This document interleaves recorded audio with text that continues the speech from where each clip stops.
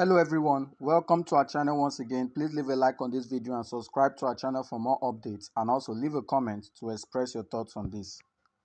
The former governor of Rivers State and the former minister of transportation, Rotimi Amaechi, have made a strong allegation against the governor of Rivers State, Nyesom Wike. Amaechi alleged that Wike terminated the scholarship program in which is set aside for the people of Rivers State on the basis that Igbo people were benefiting from the scholarship. Amaechi stated that his government gave the Igbos in the state the liberty to go around and engage in their business.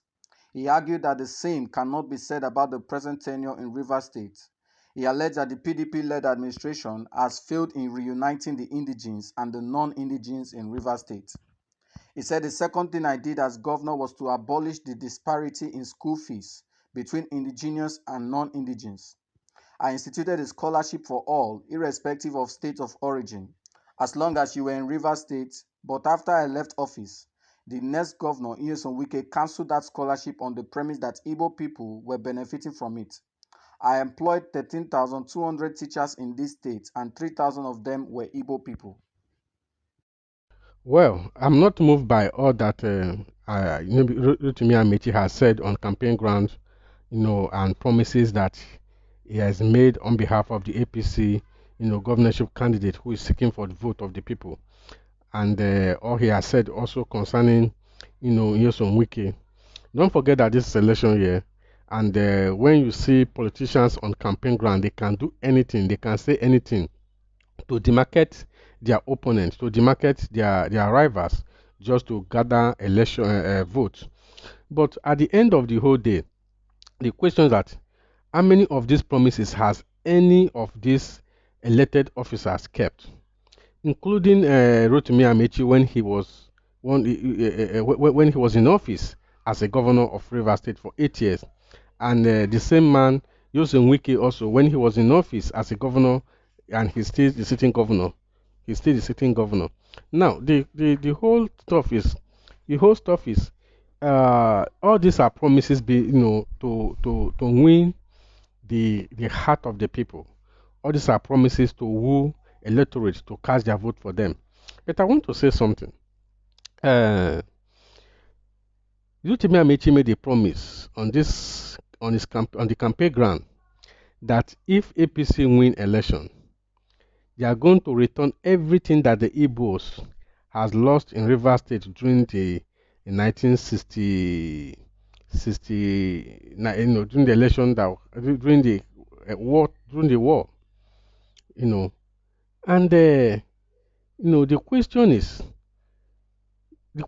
this war was between 1967 to 1970, 3 years. And when the Igbo people abandoned their property and ran for their life, by the time they returned back to Port Harcourt, all their property was seized, by the indigenes of Rivers. Meanwhile, their the Igbos that left their property in the north and ran, when they went back, even the rent that they took were given to them. Their property were returned back to them. But this is a river at the backyard. What happened? The Rivers people seized their property. Now, Rotimi Amaechi is making a promise to the Igbos that if APC governor win the election, they are going to return the properties that were taken back, that were seized during the war, to the owners. The question is that, do you have the record of those people who abandoned their property? Even if you have the record, are they still alive? How are you going to contact them? These are the promises. I don't want people to give empty promises. As far as I'm concerned, I see this as empty promises. Rotimi Amaechi was a governor for 8 years, and he knew this. Why didn't he return those property in his tenure as a governor when he had the power? Why didn't he do that? Now that he's no longer a governor, he's campaigning for somebody and he's making this kind of promises. Who does that? How do you think they're going to fulfill such promises, even if he finally wins the election? Secondly, he made a statement that he instituted a scholarship board for people of Rivers. And their board is anyone who resides in Rivers State. If you pass the exam, you'll be given scholarship. That Amaechi cancelled that scholarship because Igbo people were benefiting from it. This is what I see as trying to create enmity between the Rivers people and even the Igbos and the Nyesom Wike people and the Rivers people. You don't need all this. You don't need it. Okay, during your tenure, you employed 12, how many thousand teachers, and 30, 300, 3,000 of those teachers were Igbos. Fine. And I know if you have the capable hand from the River State, the number of people you need from River State, you won't take the Igbos. We know how these things work. Let's take, for instance, in Lagos State, in their government school, you see Bo Yoruba everywhere teaching there. Why? Because the manpower in Lagos State, the Lagos indigenes alone cannot provide it. So they will have to take people from other states to make up. And the truth is that if you stay in if you live in a state, if you live in a state for 10 years, you are eligible to contest election and do anything in that state. That is the law. So, but all these things that Amaechi is saying, as far as I'm concerned, it's not the best way to campaign. It's not the best way. I may be wrong, but I'm seeing this as not the best way because, as far as I'm concerned, you are trying to sow discord between the Igbos and the Rivers indigenes. You are trying to open up old wounds that have been forgotten. That is what I see in this campaign. Yes, Nyesom Wike is doing what he's doing. You are doing your own campaign. I believe that you should make your campaign on a plain ground on what you plan to do for the people of Rivers, which includes the Igbo residing in Rivers and the indigenes and everybody.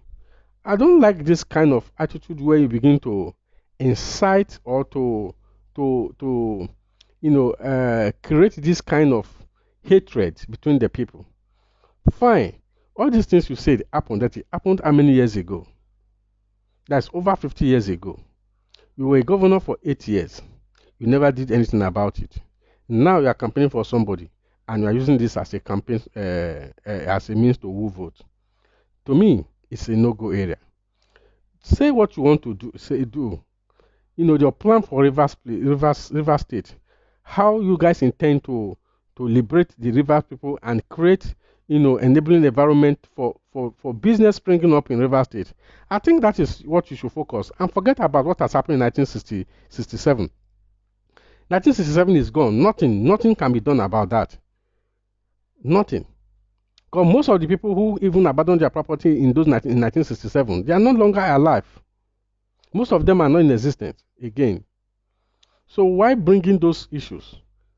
As far as I'm concerned, that is a no-go area for me. Well, please, thank you for tuning in. I want you to feel free to comment below. Let me know your thoughts concerning this and also subscribe to our channel for updates on this and more. Thank you.